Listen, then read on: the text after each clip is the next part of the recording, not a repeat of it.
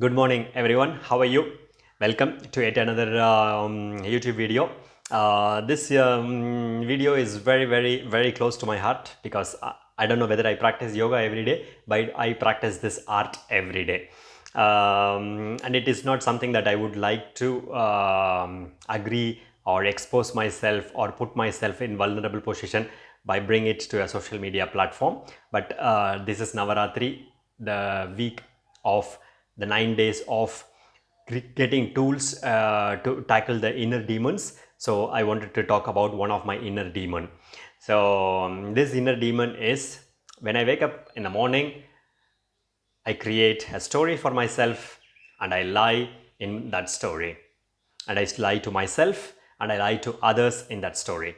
And I'm going to continue living the whole day, living that lie, trying to understand and try to create people's vision around that lie, and then during the night I go to sleep, and then the next day morning I wake up with the same kind of lie, and then I continue with this one. Recently I read one beautiful passage. I'm not able to pronounce the right name of the guy correctly, but I'm going to read this passage. Above all, don't lie to yourself. The man who lies to himself and listen to his own lies comes to a point that he cannot distinguish the truth within him and around him, and loses respect for everything around himself and for others. Having no respect, he ceases to love. Lying to yourself prevents us from seeing the truth. Lying to ourselves prevents us to see the truth. How beautiful these words are. So when I wake up in the morning, I'm going to, as if I'm going to project as if I'm not part of this gang. So for example, I wake up in the morning, then and then somebody asks me, Bala, how was your day? I was like, wow, amazing. Well, that is the truth for sure. But did you do your yoga? For example, if I didn't manage to do yoga on that day, for example, I'm going to create a lie. I wake up with a backache. I wake up with a headache. No, yesterday I did too much of workout. So this is a lie. Actually, we both. I know that it is a lie, but I create a lie because I have a face to project into the people, especially in social media, when it's always about positive, happy, party. So maybe yesterday night I went out for a drink with my friends, for example, but I don't want this information to be known to a stranger. So what I do, I tell a lie to this guy, and this guy hears me and he thinks that okay, Bala has told me a truth. Okay, and then he goes and then he meets my friend and he was like, hey, where did you went yesterday? No, yesterday me and Bala went to went to have a drink. And then this person who had got a lie from me is never going to trust me, never going to see the realities that I'm going to put in my in life, in social media, from that moment onwards. So I lose a person for one fucking simple lie. Yeah. So this is what lie is about. And also there is a very, like, I really like something that I learned, a truth that you don't have to remember, but when you lie, you have to remember the circumstances, and you have to remember this in every circumstances. For example, next time when somebody is waking up and asking you a question, you have to know that you have to lie, so it has to be ingrained. So this is the problem with lie. But when it is truth, it is truth. It stays the same all through the time.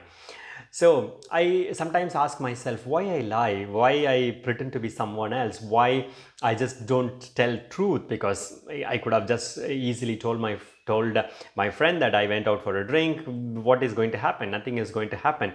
But this is not so easy, because we are kind of from a very younger age, we are asked to be polite, we are asked to be considerate, we are asked to be nice to others. So we want to spare others the burden of our truth, or this is what we think. Or we wanted to keep our face in front of our friends, family, who has higher regards for us, and so we wanted to keep that higher regards, because without that we will not be whom we think we are, or who we think people other things are. But the reality is, people know who you are, because if they are going to hear a lie from you and then they are going to cross check, it's not their intention to cross check, but somehow they happen to cross check, and if it turns out to be a lie, they are never ever going to trust you. Yeah, even, and this happens in the smallest of lie. I lost friends by very small misunderstandings, where we can call this, but this is the truth, because once you start lying to yourself, once you wake up in the morning and create a story for yourself, why I didn't went to gym as yoga yesterday, okay, I'm going to tell that I have a headache, I'm going to have a headache, so la la la la la la. So when I'm going to, and I have to live that lie. For example, if I'm going to headache, I have to pretend that, my goodness, this is a headache, so I cannot really do anything. So this is a biggest problem that we have. We spend so much energy creating, sustaining, and propagating that lie, instead of being truthful to ourselves, truthful to people around us, truthful to everyone around us. So this is becoming a pandemic, this is becoming an epidemic, this is becoming a place where you are not who you are, and this is not good. Yeah, because in a yogic tradition, satya, talking truth, is a very very very important niyamas, sorry. So without truth you are no one.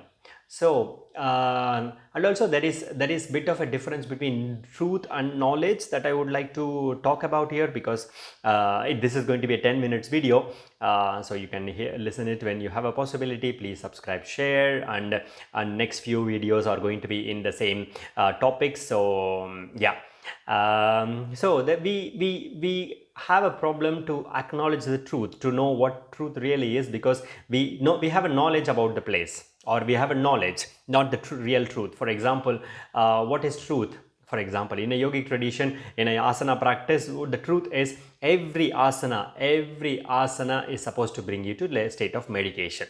Yeah, this is the truth. And what is my knowledge? I think that sitting in meditation, sitting in siddhasana, sitting in sukhasana is the only asana for me to bring the meditation. So this is not truth. This is just a knowledge, because in that sukhasana I was in a position to hold my spine straight. I was in a position to spend less amount of energy to keep myself in a meditation pose.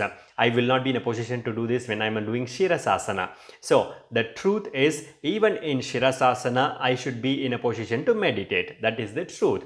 But what knowledge I have? The knowledge I have is only in certain poses I was able to meditate.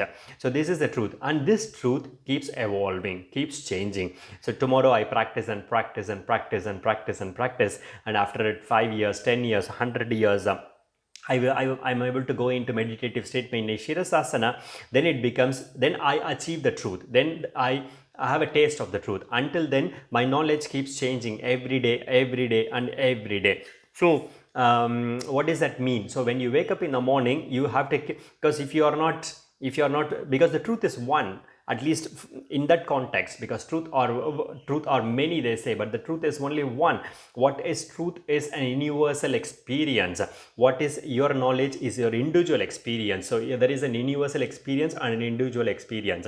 Everybody who has done the same, it's like a scientist, it's a scientific experiment. Everything you have done in that, if everybody gets the same result, then it becomes the universal truth.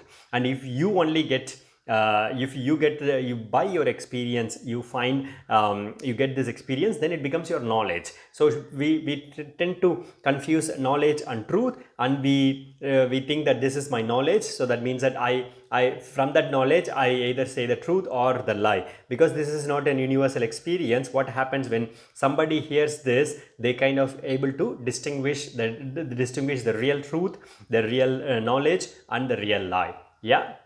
So I invite you to look into yourself and list the number of lies that you tell to yourself.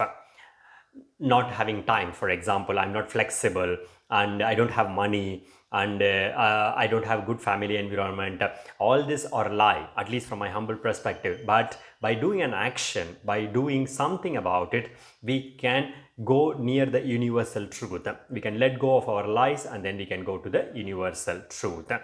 I don't know if this video made sense for you. I will be happy to hear it from you by your comments, sharing, and subscribing. Next few videos we will have how we lie out to ourselves, what are the ways we lie to ourselves, and how to avoid lying to ourselves, or the topics that I have. So stay tuned. See you soon. Have a very good evening.